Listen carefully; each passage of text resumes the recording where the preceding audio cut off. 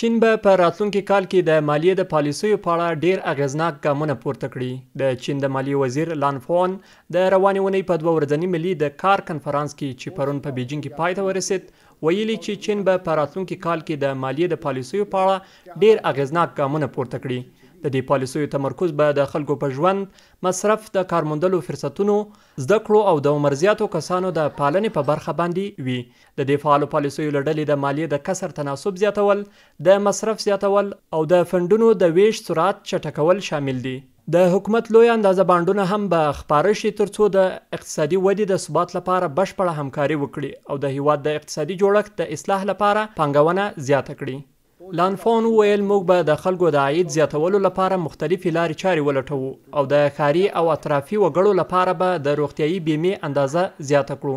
نوموړي زیاته کړي چې نوې مالی پالیسي به هم د حکومت د مصرف جوړښت ته وده ورکړي ترڅو فنډونه په ډیر دقیق ډول د خلکو د ژوند د ښه کولو، د مصرف د هڅونې او د راتلونکي اقتصادي پیاوړتیا لپاره وکارول شي.